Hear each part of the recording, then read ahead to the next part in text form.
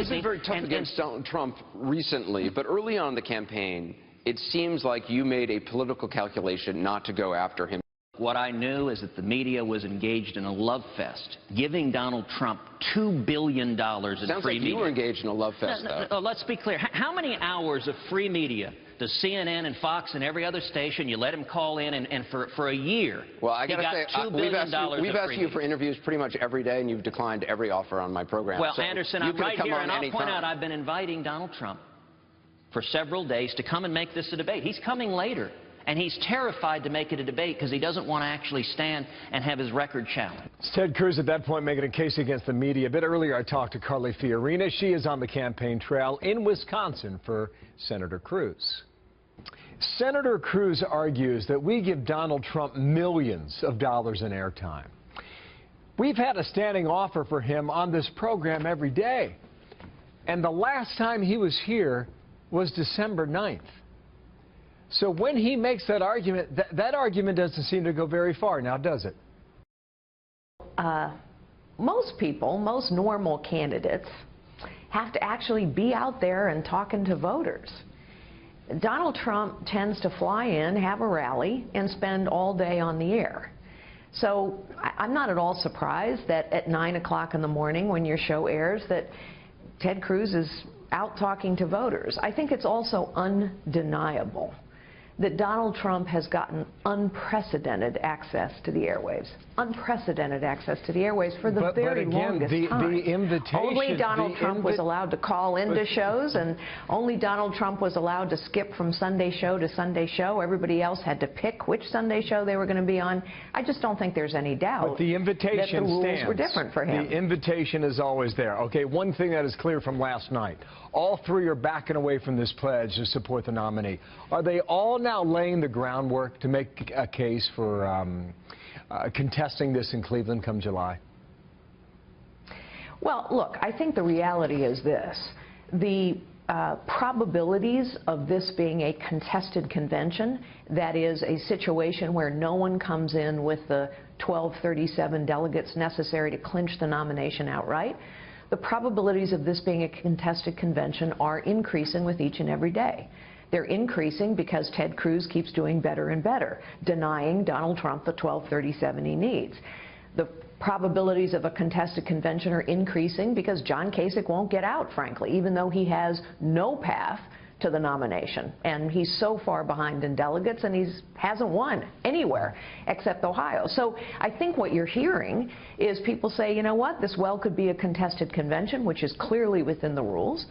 On the other hand, what I've said from the week Donald Trump announced his candidacy, way back in June, Donald Trump doesn't represent me, and he doesn't represent my party. And so I'm going to work really hard to make sure he is not our nominee. And I've heard you say repeatedly, you will not support him, even if he is.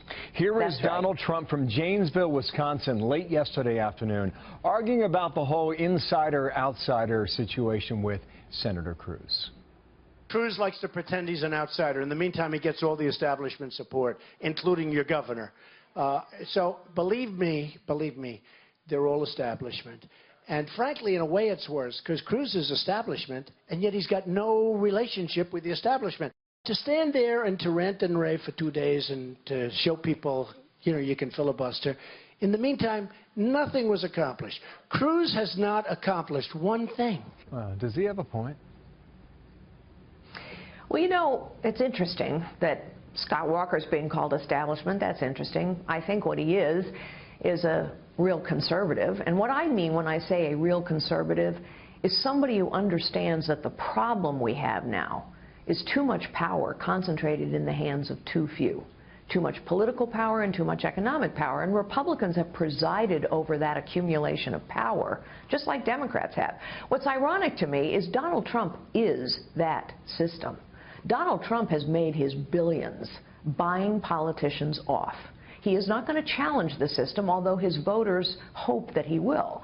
But his entire life has been about using the system for his own personal benefit. And he's going to keep using the system. He won't challenge it. He is the system. You know, you mentioned the battle for delegates. Based on the math, this is why Wisconsin is so important on Tuesday. If you game out the math, yes, it is. If Donald Trump wins on Tuesday, he has a path to get right to the number, right at 1237. Ted Cruz has to win 88% of the delegates that are still on the table, and that is why Tuesday is so critical for both men. Now, you've been out there constantly campaigning for Ted Cruz. Has he guaranteed you a spot in an administration if he were to become president? No, absolutely not. In fact, I'll tell you the truth, Bill. I voted for Ted Cruz in the Virginia primary before I ever had a conversation with him about endorsing him. So I'm supporting him because he's a real conservative. I think that matters. And because he has a track record of challenging the system, which John Kasich certainly doesn't, Donald Trump doesn't, as we've discussed. But here, I'm on the ground in Wisconsin. I'm going to be here all week right up until Tuesday. And what I see is huge enthusiasm for Ted Cruz. What I see are people coming to realize who Donald Trump is. And see, I think that's what the data shows you. Donald Trump tends to win in contests where there has been early voting, but the more people learn about Donald Trump, the less votes he gets. Okay. And so here we are, coming a very important primary on Tuesday, and yes, you're correct. The people of Wisconsin have a really important decision Tuesday. I think Ted Cruz is going to do really well. 42 delegates on Tuesday in Wisconsin. It's not winner take all. Carly Fiorina, thank you for your time today. We'll speak again down the road. Thanks, Bill.